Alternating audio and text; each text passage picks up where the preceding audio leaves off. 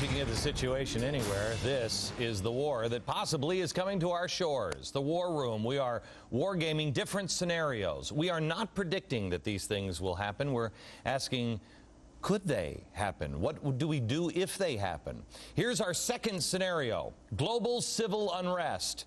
Now the United States is no longer the world's policeman. Mexico has been taken over by narco gangs. Oil and gas pipelines have been targeted and destroyed. Tourism non-existent due to safety concerns. Ukraine is the first European country to fail, Eastern European. Ireland is the first Western country to fail. 50 million people worldwide are unemployed. There are riots in the streets. Joining me now from Berkeley, California, is former CIA operative Bob Baer, one of the scariest dudes I know. And in Chicago is Department of Homeland Security's Red Cell Unit, Brad Thor, also author of many bestsellers. Brad, let me start with you because we're going to start with Mexico. There's breaking news that just came over the wire just the last couple of minutes. I believe you have that update?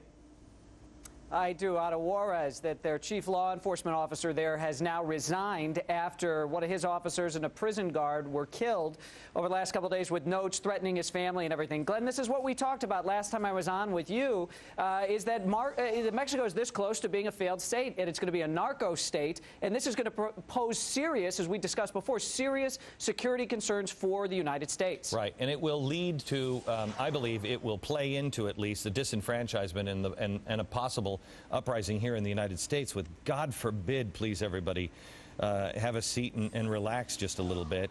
Bob, on the world stage, what are you most concerned about if these things would come true? What happens to us as we have to retract back into ourselves because we can't afford to be the world's policeman? What concerns you? What does the world look like? Well, here's a couple scenarios that are becoming very real, are becoming not just risks, but probability. Let's say we go into a prolonged depression. Price of oil falls to $5 or $6 a barrel. The Gulf states start going under one by one. Saudi Arabia depends on very expensive oil. So does Iran. Iran's got a population of 70 million. The people start to starve. They're out of money, a big army. They move into the Gulf and take it. We have a hostile regime in control of our resources. That is not that far away. You know, we have, I know both of you gentlemen, we have talked over the years about Iran getting a nuke, and Benjamin Netanyahu is now the guy in charge, and he looked me in the eye and said, we have a right to survive. We have a right to live. And he was very clear with me that he would not allow Iran to get a nuke. They now have the material to make one. How much of a role does that play in what's coming?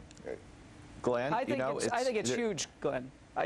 Go ahead, Brad. I think it's going to be I think it's going to be a big deal, especially if this crisis, and I have confidence in America, I don't think we're going to get wiped off the map as far as just having to remove ourselves from the world stage. But if that does happen, if we're wargaming that here, Israel, if your older brother is all of a sudden not at the playground with you one morning, your younger brother needs to step up and knock the biggest kid right in the teeth if he doesn't want to have problems. And I wouldn't begrudge Israel the right to do that for a second.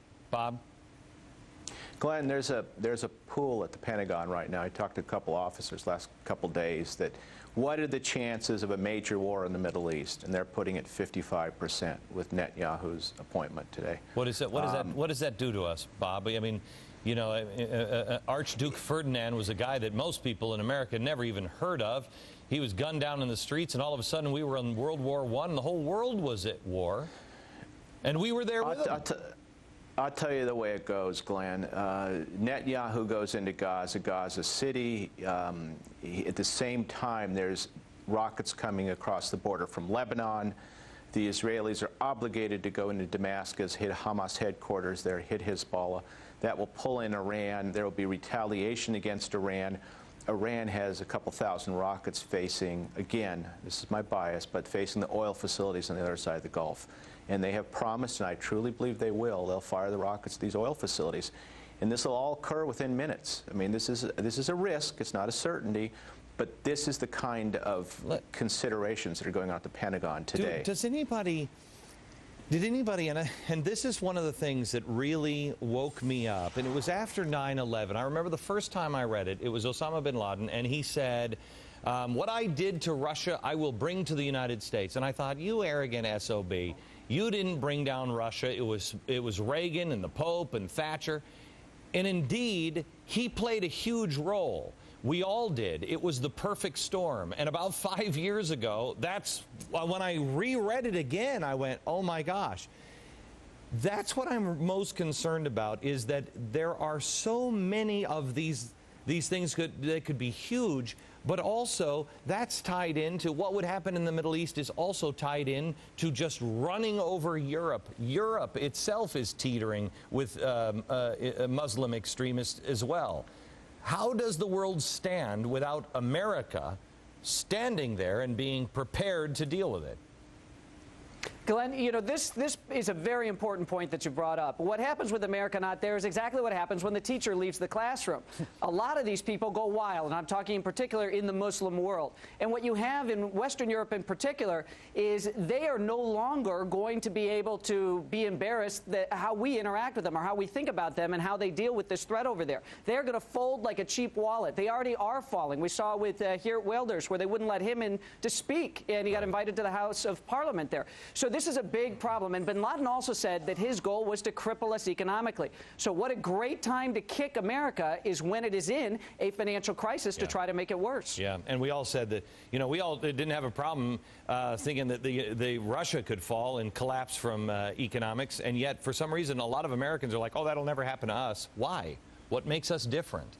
Okay, thanks, guys. I want to bring next to your attention the thing that I think is, you know, we can talk about war over the Middle East and everything else, but really what can you and I do about it? This one is something that's going to happen in our communities.